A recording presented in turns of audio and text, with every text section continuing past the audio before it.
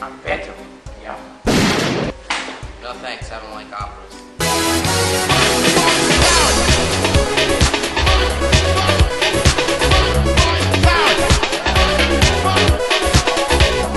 The next episode is the reason why I got into this series. I was browsing through Netflix one day looking for something to watch when I came across this series. Not knowing what it was at the time, I started to browse through the episode list, seeing what they were basically about, when I came across this one entitled Spook and got hooked up right away. Eric Roberts plays Harry Siegel, a police detective who is attempting to locate a kidnapped child. Harry finds the man who he believes is responsible and viciously beats a confession out of him.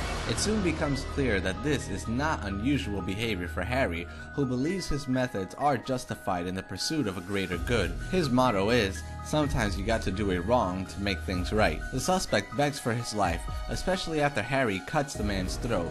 The suspect eventually gives in, saying that the boy he abducted is on an upper floor of the building. He then faints, and Harry sets off in search for the kidnapped victim, who he locates in a closet. Outside, the kidnapper is being loaded into the ambulance. Harry has no remorse for what he has done to the man in order to get a confession. The suspect's condition worsens. Knowing that he will die soon, the man looks at Harry and says, "You'll never forget this. I won't let you," before dying.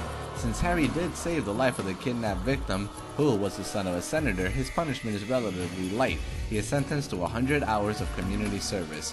However, Harry is also fired from the police force and loses his pension. We fast forward a couple of years later, and Harry is a private detective who basically makes a living busting cheating husbands and wives to their partners. One day, he gets a call from a woman who gives him the same sob story of a cheating husband, but there is one problem. The woman claims that the husband already suspects that the wife is onto him, so Harry can't park his surveillance truck near the house. The woman suggests setting up shop in an abandoned house across the street from her home, so Harry packs his stuff and gets to work, only to find the empty house to be an old, worn out, and monstrosity like something out of a horror film. During his first night of investigation, creepy things start happening as Harry begins to see things that aren't there, since his partner can't see them. He hears strange voices and conversations that only he can hear, but soon dismisses everything when he catches teenagers messing around on the lower floors of the house. Harry returns to the house the next night, but is pulled to a strange picture of people cutting themselves on the wall. It calls to him, and his memories and sins start catching up to him. Freaked out by the events of the night, Harry tries to reject the job, but the woman pleads with him to give it another try, and from there, madness ensues. This episode has the most character development out of all the episodes, and is the most story-heavy centered one, as well with multiple subplots going on at the same time. Its atmosphere is amazing, and its use of mind games and gore is smart. By the end of the episode, Harry is no longer the same person, and this kind of transition of character development is a sign of a great storyteller. I highly suggest this one for those looking for a smart, good old-fashioned ghost story.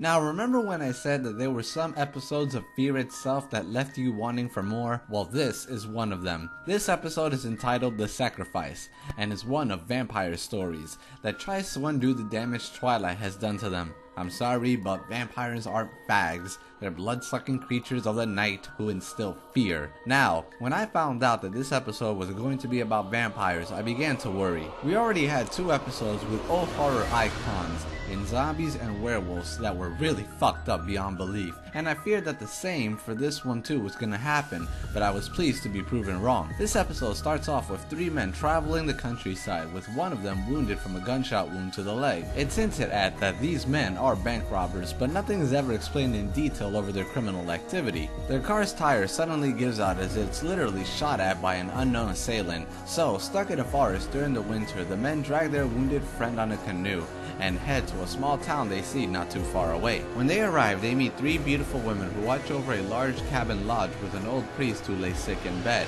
The women give vague explanations to their personal history and simply state that they are caretakers of the estate and small town. The wounded friend gets treated before he seems to vanish, and strange activity starts going down.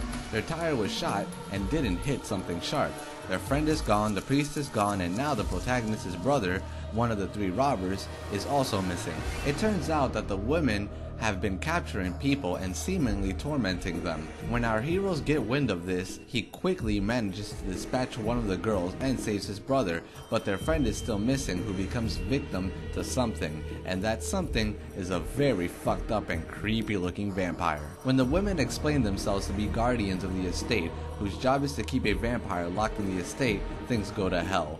When their family came to America, they created a small settlement, not realizing that a vampire snuck aboard the boat during their migration. The townspeople couldn't handle the vampire and couldn't let it escape, so they simply decided to sacrifice themselves slowly for the greater good. From there, it becomes a fight to survive and end this creature's torment once and for all. This is one of the strongest episodes in the series.